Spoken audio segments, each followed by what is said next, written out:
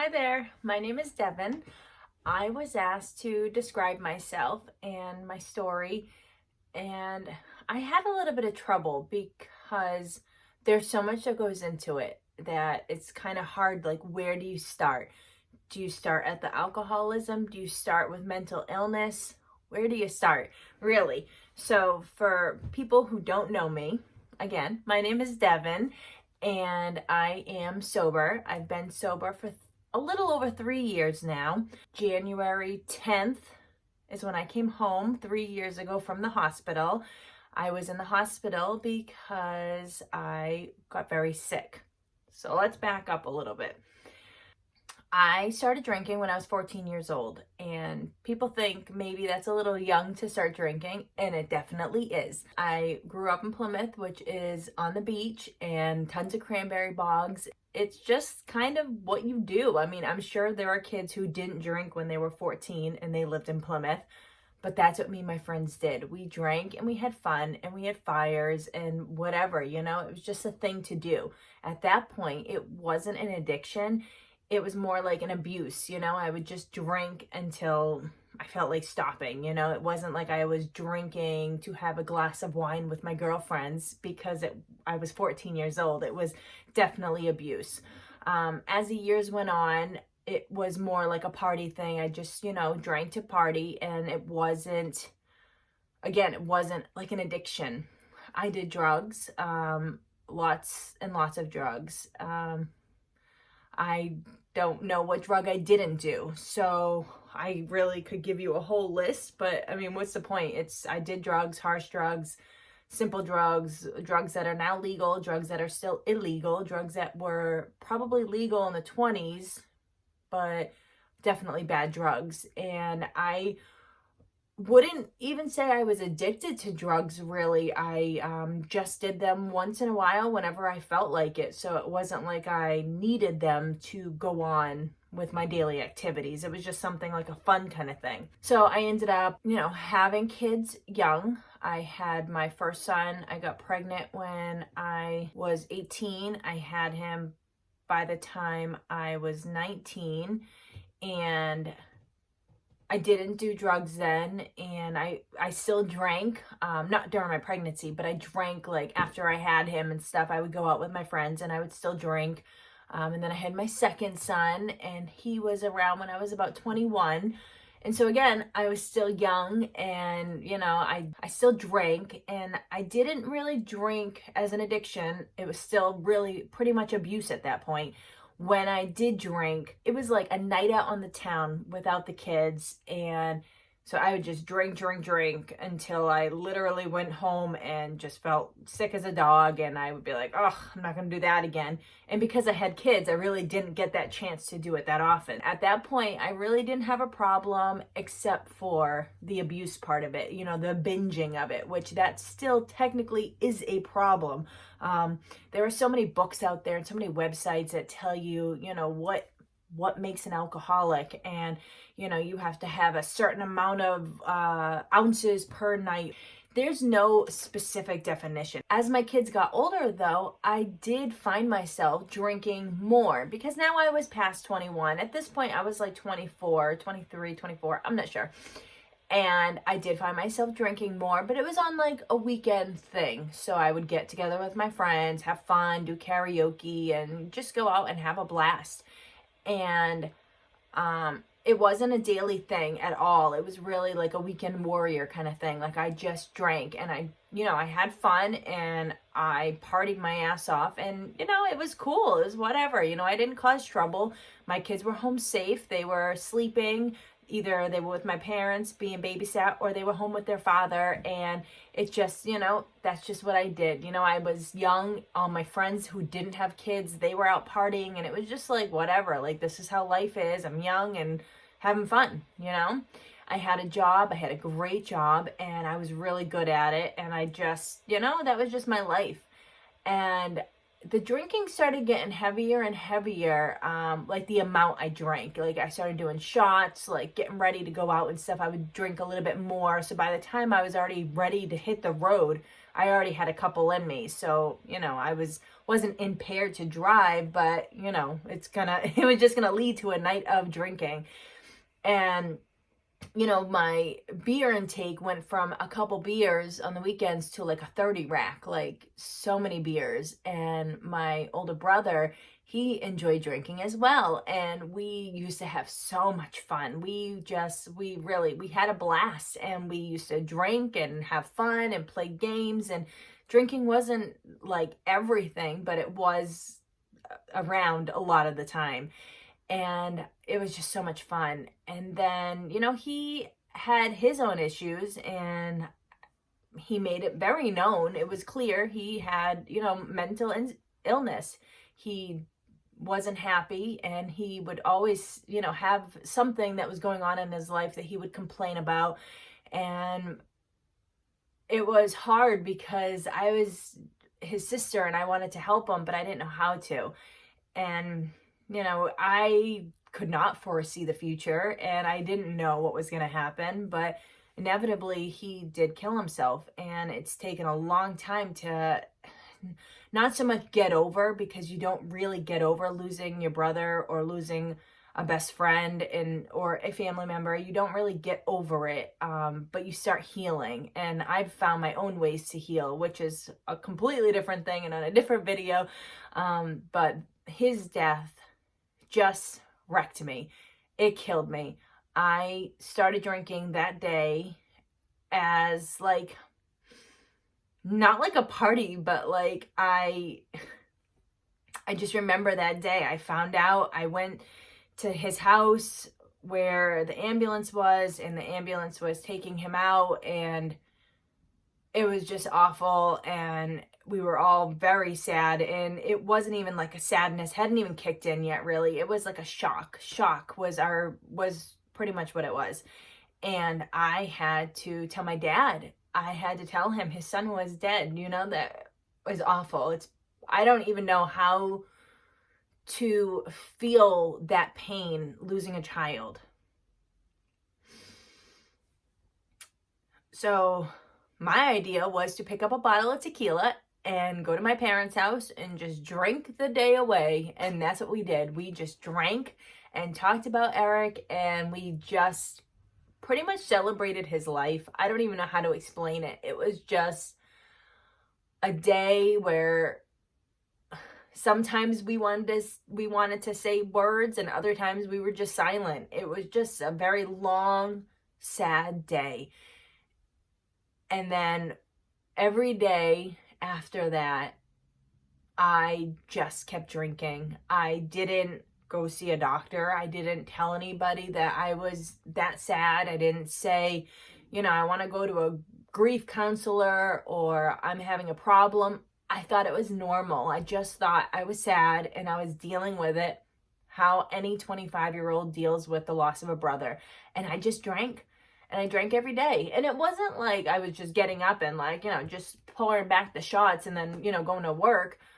Go to work through my day, deal with what I had to deal with. And then I come home and deal with the kids and do all the things I still had to do as a mom. My kids were young at the time. They were probably like 3 and 6. And I, did everything I had to do. I made dinner, I cleaned the house, I played with them, exercised and did regular things. So it's like my life wasn't just like about drinking. It's just that after I did all that stuff, when it got to quiet time, once the kids were in bed and I was alone, at the time, my children's father, he worked nights. So I was just alone at night, and I was, sad and lonely, and I was still grieving my brother, and I would just drink. The kids were in bed. What harm was I doing? That's what I thought. Like, what harm am I doing? I'm not doing anything wrong.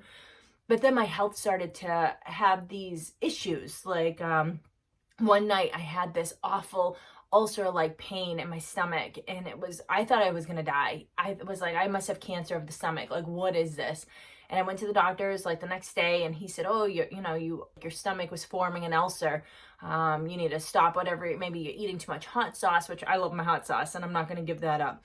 And he asked did I drink alcohol? And I said, sure, but, I didn't drink that much because I didn't know how much was how much, I didn't know it was a lot. I just thought it was normal.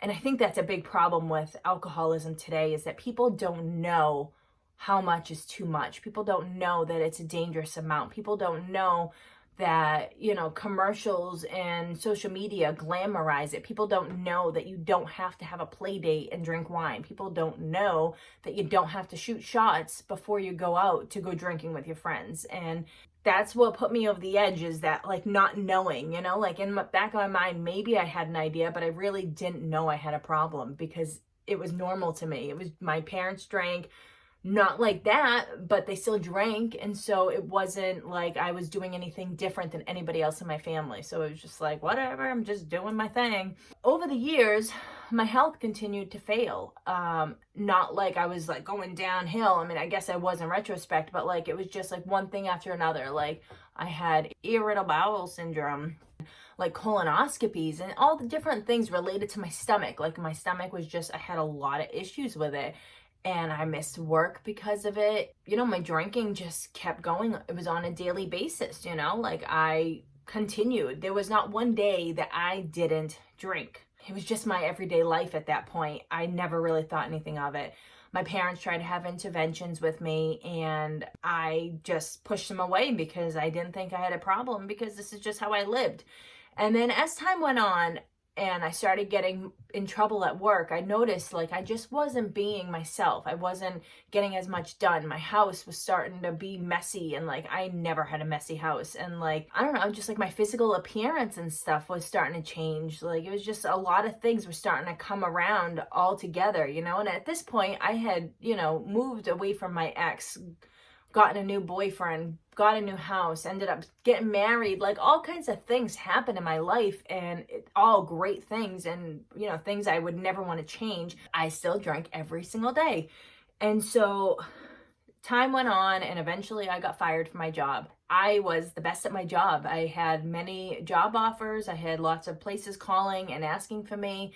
My boss himself went to bat for me all the time. Every time that my job wanted to actually fire me, they would go to him, and he said, oh no, I need her. She's amazing. I can't, we have to have her. And he would, say like, oh, let's do this. So he would try to change different things thinking it would help me, but nobody knew why I was acting like this. Nobody knew why I was being unproductive. It was just because I was drinking. And it's like, even though I was only drinking at nighttime, it was carrying over into the daytime. It was affecting my mood. It was affecting my already mental instabilities. I had mental illness while, my whole life, obviously, I had issues. Just that's what happens when you're 14 years old and you start drinking.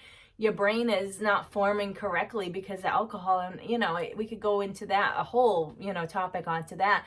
But I've always had mental instabilities, and I've taken a variety of bipolar and depression meds throughout my life.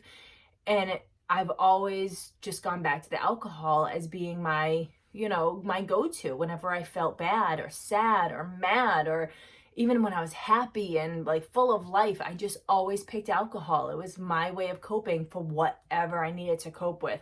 My kids were being brats. I'd have a shot. Me and my husband got in a fight. I'd have a shot. I got a promotion at work. I'd have a shot. Like good things, bad things, whatever. I just was drinking every single night. And now my drinking had gotten to a point that I was just drinking like sloshed, like drinking to the point that I would just pass out at bedtime. Like I didn't know to reach out. I didn't know who to go to, because even though my parents offered me an intervention, they didn't say like, this is who you should call. They wanted me to go to them, because they were nurses, and they wanted me to tell them I had a problem. But how do you tell your parents, who have put you up on this pedestal for so long, that you have a problem? How do you tell people who expect you to be a good mother and a good wife and a good person that you have a problem? You don't want to admit that because it's scary, it's a character flaw. It's it's just like, oh, I'm a shitty person now because I'm an alcoholic. So many times towards the end, I felt like I had a problem and I needed to stop and I wanted to stop and I just couldn't. I would try to not drink for one day and I just couldn't even do it for one day. I don't even know how many times I tried to do that. It was just so many times where I tried to switch different liquors. I tried to go from, hard liquor to wine to beer, back to hard liquor, from big bottles to little nips. And, it didn't matter what I did. It always ended up me back to this humongous handle of vodka, and I would finish that in like 2 days, sometimes 3 days, but mostly 2 days towards the end. So that's a lot of alcohol in your system. Like I said, I lost my job, and so when I lost my job, like that was it. Like that was my life.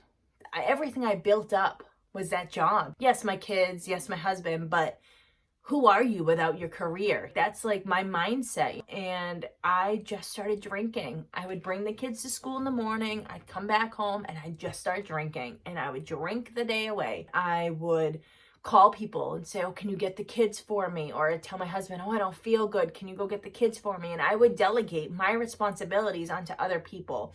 And that's just awful because I wasn't being the best mom I could be. I wasn't being the best wife I could be. I was being a loser, really. It was breaking down to the point where I was just doing nothing.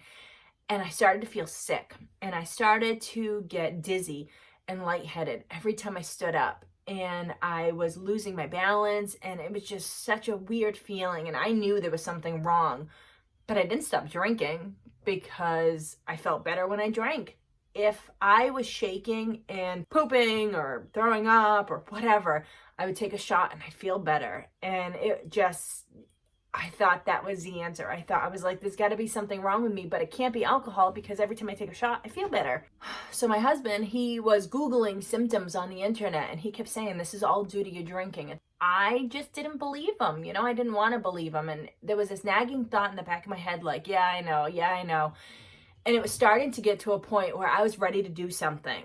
But I was just so sick and I didn't know where to go. I didn't know who to turn to. I didn't know who to say, like, come help me. Who do I call? Like, I just had no idea.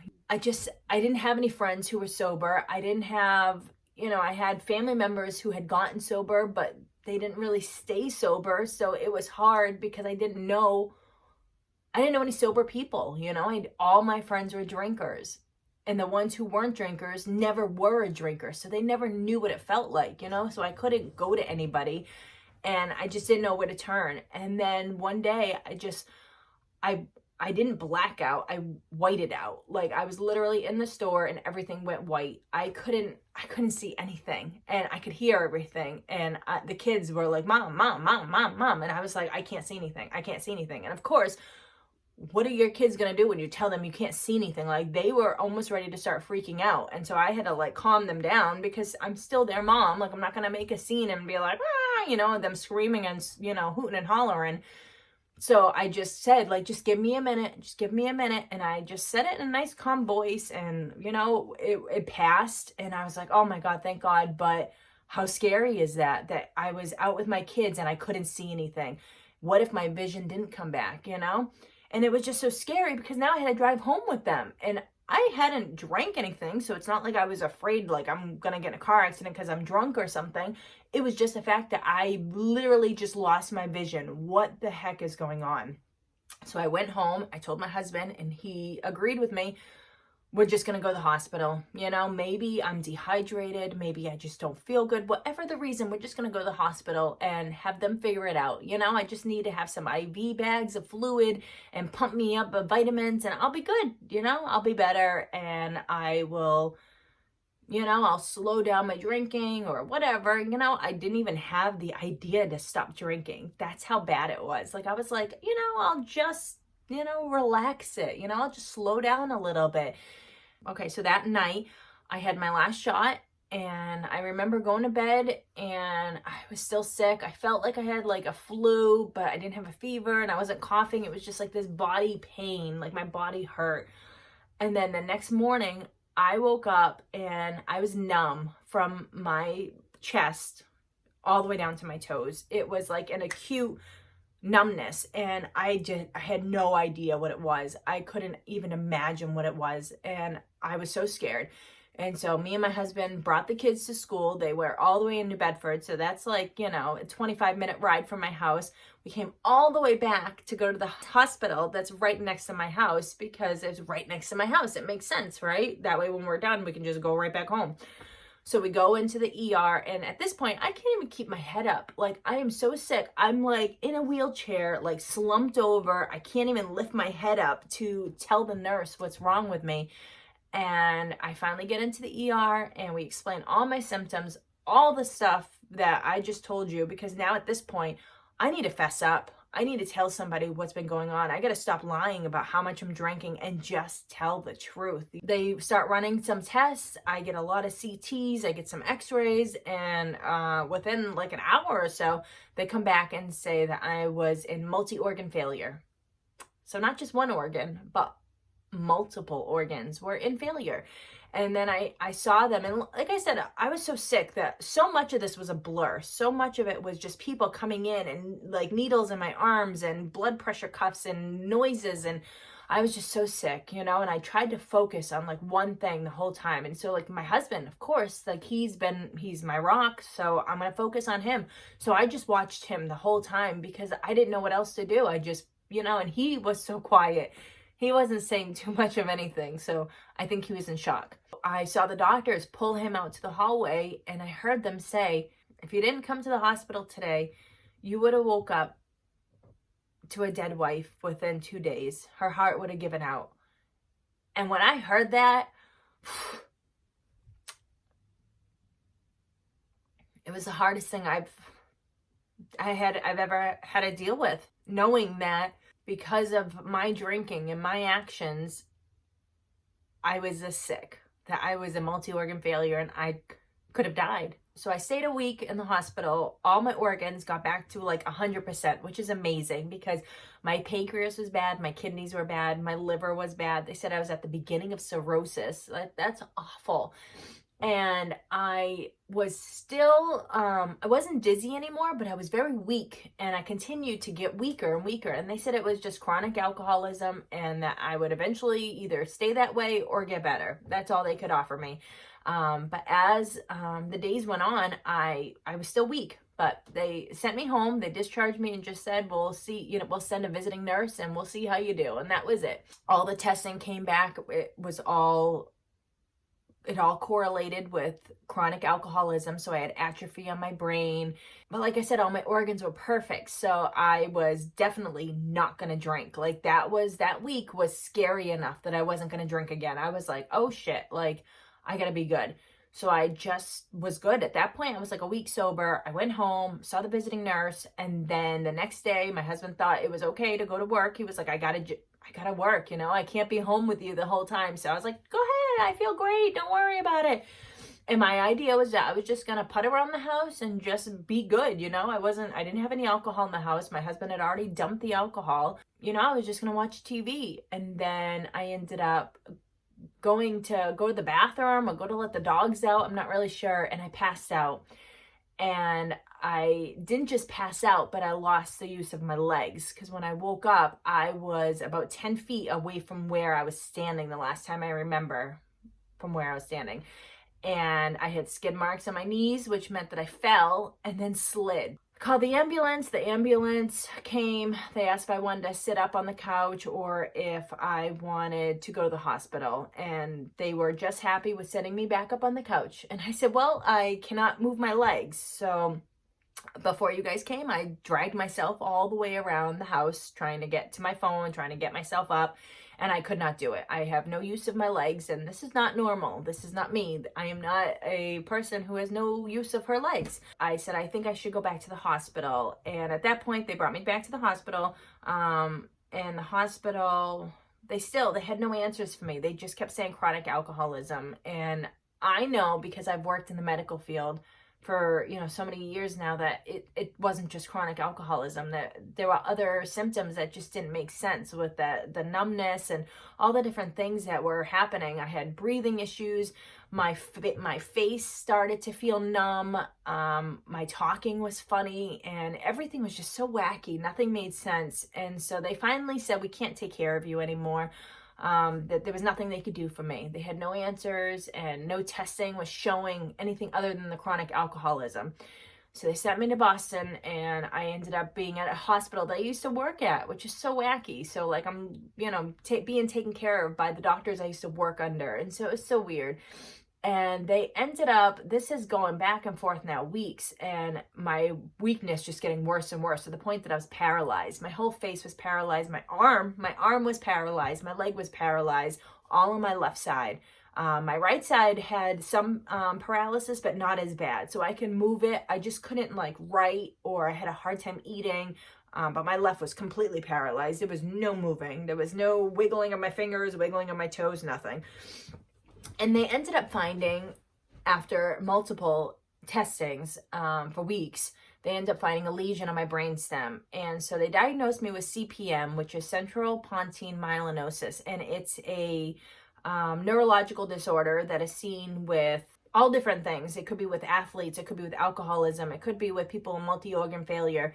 I was in multi-organ failure and an alcoholic, so I kind of like got the brunt of it. Most people, when they have CPM, they actually don't find out that they had it until they were already dead, because it affects your breathing. And so when you're laying flat, you can swallow your throw up, or you could just stop breathing, and then they don't find it until they do an autopsy and they start slicing your brain and all that fun stuff. But thankfully, they found mine on a MRI. And because I had so many MRIs within a bunch of weeks, they were able to compare them to each other.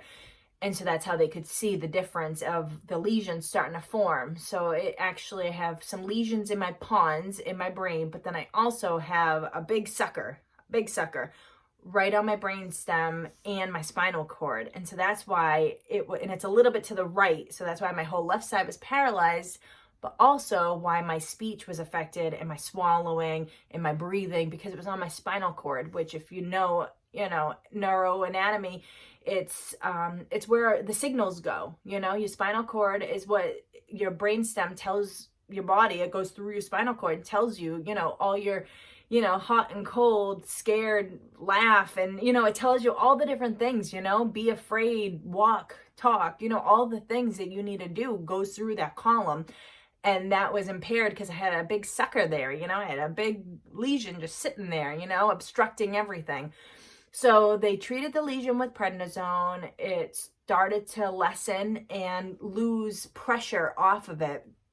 So the way it's explained is that because I had the multi-organ failure, they had to load me with so much sodium and so many vitamins and different things that at the time I didn't have enough fluid in my body. And, I'm not trying to cause blame on the hospital. And there is a protocol when people come in with alcoholism and multi-organ failure, that they're supposed to monitor the sodium intake, because your body doesn't have enough fluids in it.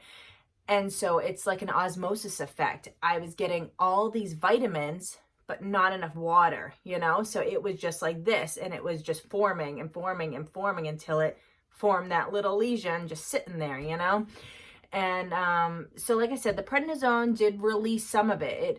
It lessened it enough that whatever it did, if it went more central or it just got smaller, I'm not really sure. But I was able to move my finger. And everybody, it was like I won the lottery. It was just amazing.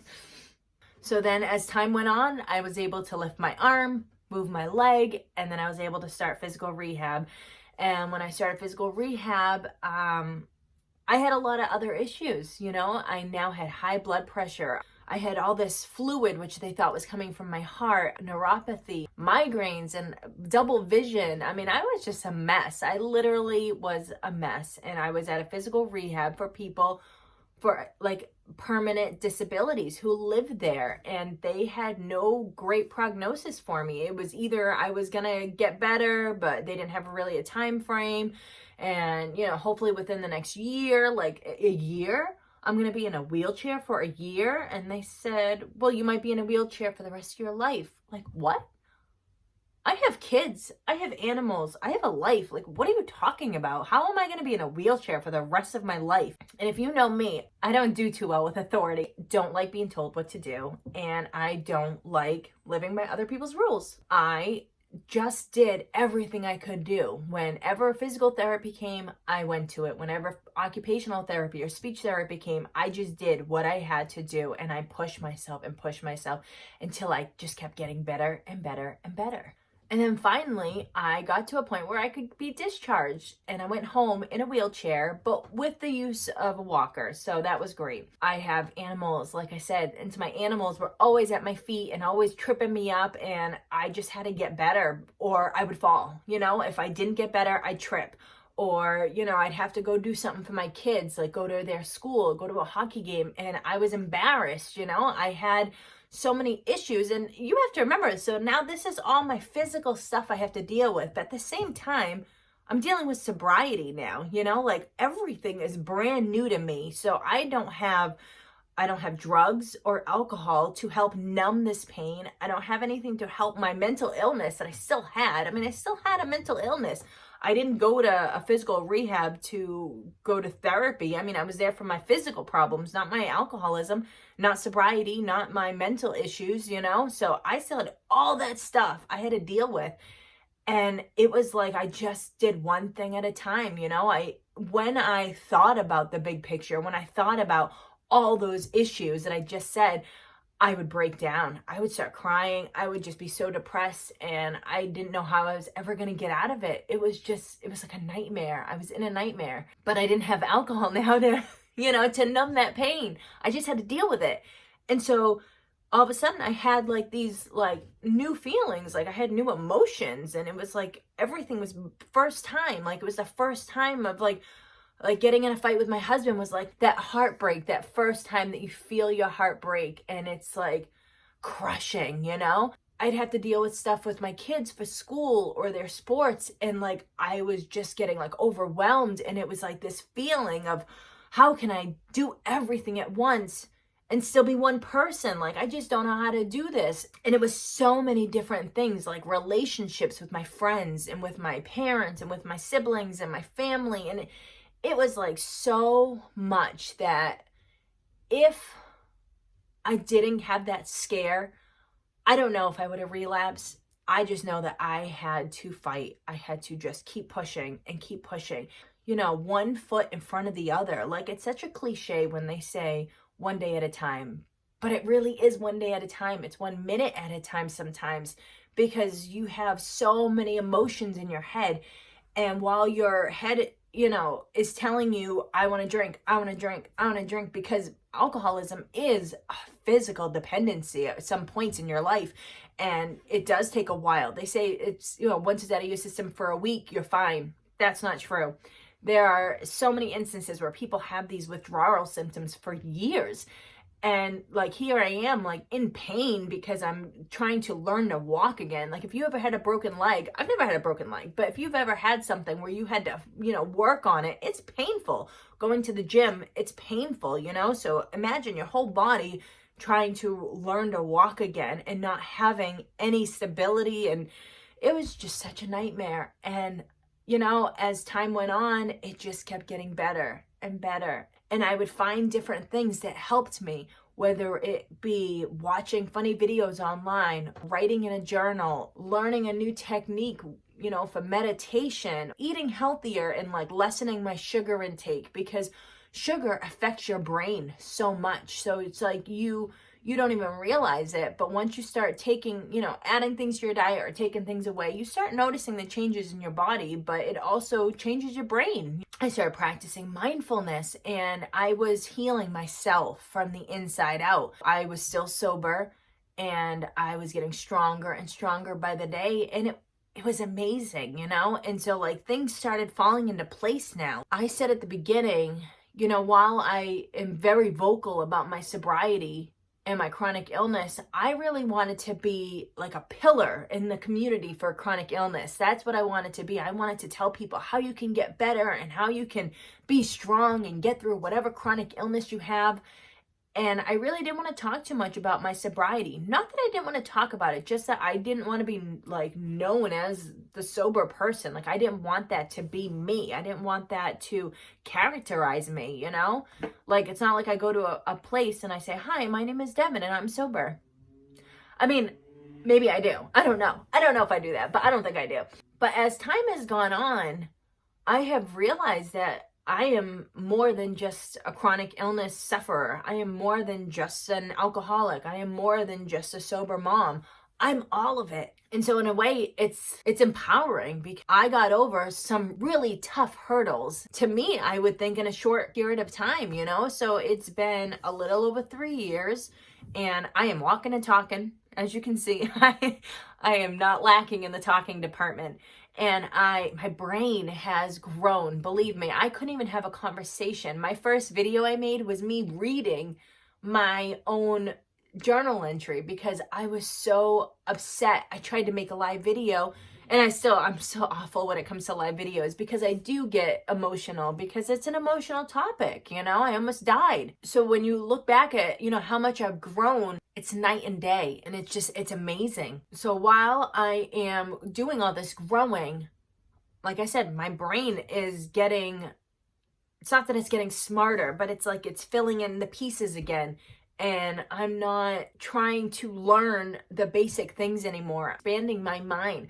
I'm trying to learn new things. I'm really wrapped up into mindfulness where I love it so much. It's just become such a blessing in my life. You know, I live my life with positivity. I live my life with love. I try to help anybody who needs help. I try to be a strong person for my kids and my husband. I try to be the best mom I can be. I try to be the best wife I can be. I try to be the best person I can be for my friends and for my family. And what I've come to learn is that I am a voice for sober moms. I am a voice for alcoholism. I am a voice for chronic illness. I am a voice for positivity and pushing on when you feel like you have nothing left. So while I don't want to be categorized as, you know, an alcoholic who now sobered up, that's what I am, you know, and I can't fight that. And I'm not going to, you know, try to be somebody I'm not, and I'm not going to try to spout some kind of mindful sayings that, you know, that I memorize because that's just not me. You know, it's nice when I think of something and I post it for motivation online, but like, I don't just sit in conversations and be like, oh, this too shall pass. That's just not me. You know, that's the amazing part of sobriety is that for those first couple years, I didn't even know who I was anymore. I felt like I was lost or like I was never going to be myself again. And as time went on, I did go back to myself, like, or whatever version of myself I thought I was. You know, I'm still loving and I'm still funny and I'm still hyper and I'm still, you know, always wanting to learn new things and I'm still excited by shiny things and I still get excited for movies and songs that come on the radio, you know? So I still am that same person I always was, just without the alcohol. It's just an amazing life that I have gotten because of getting sober. And so while, yes, it's been a very hard road, it's been so rewarding. I think some people say like, oh, it's so hard getting sober. It's so hard to recover. And it is. I'm not going to lie. It's not like, you know, the easiest thing in the world. But at the same time, like, who wants to be drunk all day? Who wants to be high all day? Who wants to, you know, not enjoy things to its fullest? Like, that's the thing. Like, the sun is brighter. The air tastes clearer, like it smells better, like it's just everything is heightened, you know? Like imagine you think you're on drugs and everything is heightened. Imagine it 10 times, 100 times more than that, because that's what it is. Like I never appreciated anything in life, and like while I appreciated it, I didn't appreciate it to its fullest, you know, because I always had something to combat it, like a better feeling or a bigger this or a better that. But now it's not like that. Now it's like I feel everything for its 100% that it is. And I don't want to even compare myself to people who don't have a problem, who aren't alcoholics, who aren't into drugs, because I don't know how they feel. I just know how I feel. I know how I felt before I started drinking when I just had mental illness. I know how I felt when I was drinking and had mental illness. And now I still have mental illness. I'm pretty freaking crazy. I can tell you that. I know I am. I have put so many things in place. Meditation, mindfulness, Reiki, energy healing, all these different things. So that way I was able to heal myself and I didn't need medication to do it. I didn't need a therapist to do it. I didn't need, somebody to sit with once a week and tell my, my family history to. Like, I just did it myself. And I'm not saying that, everyone should go out and, cancel all the doctor's appointments. If you need therapy, do therapy. If you need medication, take medication. I am not saying not to do those things. I'm just saying that if you feel like you have a problem and you're afraid to get help, don't be.